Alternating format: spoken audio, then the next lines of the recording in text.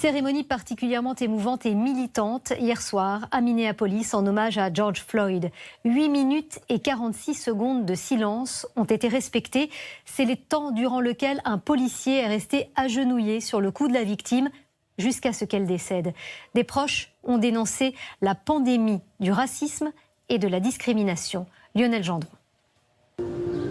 À l'extérieur de l'église, perdus dans leurs réflexions, en solitaire ou enlacés, ils étaient des centaines à penser à George Floyd, à son calvaire. À l'intérieur, le même silence, pendant 8 minutes et 46 secondes.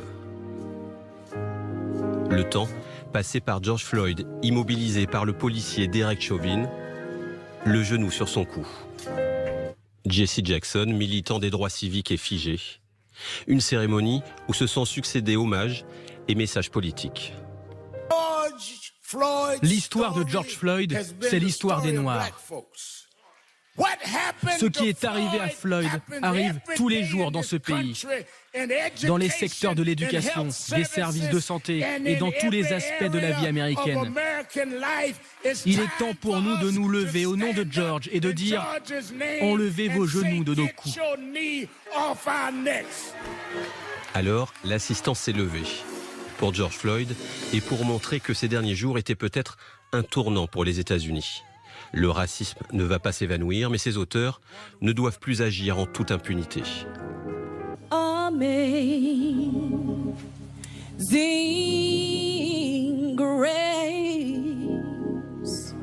Le maire de Minneapolis, infiniment triste, un genou à terre et en pleurs devant le cercueil de George Floyd. Ce qu'ont également fait, au même moment au Capitole, des sénateurs démocrates. Le visage et le nom de George Floyd vont continuer à occuper les esprits et à motiver les revendications, notamment mardi prochain, lors de son enterrement à Houston, au Texas. À Buffalo, 2 policiers ont été suspendus après une manifestation contre les violences racistes. Ils ont violemment bousculé un septuagénaire qui s'approchait d'eux pour discuter pacifiquement. La scène a été filmée, diffusée et elle a beaucoup choqué.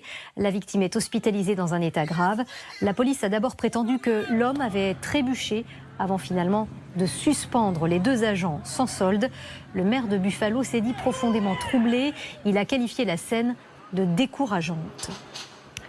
Ce mouvement, en tout cas, connaît une résonance en France. Une manifestation non déclarée contre le racisme et les violences policières a regroupé au moins 2000 personnes hier soir à Lille.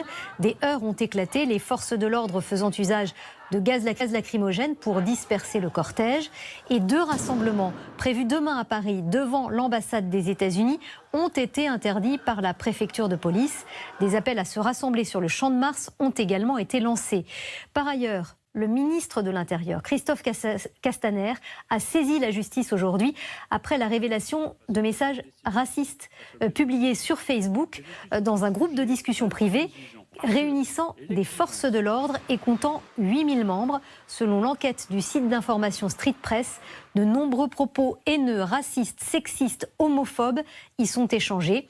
Le parquet de Paris annonce ce soir ouvrir une enquête. Ces révélations pourraient renforcer le mouvement de contestation dans notre pays. Une voix, celle d'Omar Sy, s'élève et appelle à se réveiller et à dénoncer les violences policières. Dans une tribune dans l'Obs, l'acteur y compare l'essor de George Floyd et d'Adama Traoré, pour lequel il réclame justice. Sa pétition atteint plus de 100 000 signataires. Guillaume Brunero, Bertrand Frachon et Adrien Cadorel.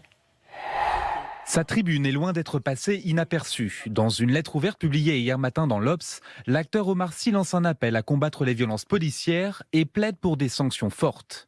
Nous avons interrogé un représentant de la profession ainsi qu'un universitaire à propos de ces mots qui gangrèneraient les rangs des forces de l'ordre. Non, pas du tout. La police n'est pas raciste dans la grande majorité. Mes collègues ne tiennent absolument pas les propos qu'on leur prête aujourd'hui, et notamment des propos racistes. Malheureusement qu'il y en ait à la marge, mais en tous les cas, ce genre de comportement n'a pas sa place dans la police nationale. D'ailleurs, selon cet universitaire, le mal réside plutôt dans les pratiques discriminatoires. Sur la base des résultats très nombreux dont on dispose maintenant depuis 10 ans, il n'y a pas de doute que les pratiques discriminatoires dans la police française sont observables. Mais alors comment expliquer la distorsion entre le ressenti et le nombre de plaintes effectivement enregistrées ? Le ministère de l'Intérieur n'a pas souhaité connaître en France les pratiques discriminatoires puisqu'il n'a pas autorisé le récépissé de contrôle d'identité. Donc on ne peut pas, à partir de là, savoir quel est le pourcentage de plaintes qui aboutissent ou non. Pourtant, des signalements chiffrés existent. Sur les 1500 signalements en 2019, nous n'avons eu que 30 cas avec des propos racistes, même si 30 c'est toujours de trop. Proportionnellement à l'effectif, 146 000 agents au ministère de l'Intérieur et 4 à 5 millions d'interventions par an, puisqu'en général ces signalements-là sont liés à des missions de police, on peut dire que c'est très très minime. Dans ces conditions, quelle stratégie adopter ? Une des solutions qui avait commencé à être mise en place, c'est la généralisation du port des caméras piétons.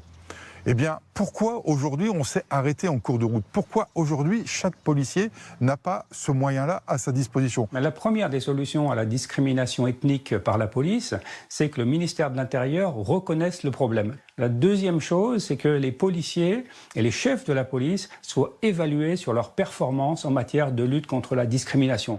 Reste désormais à savoir si les pouvoirs publics vont se saisir de cette problématique au moment même où de nombreuses affaires sont médiatisées. Hier soir, le ministère de l'Intérieur confirmait le renvoi devant le conseil de discipline de 5 policiers originaires de Rouen, auteurs d'injures racistes visant plusieurs de leurs collègues.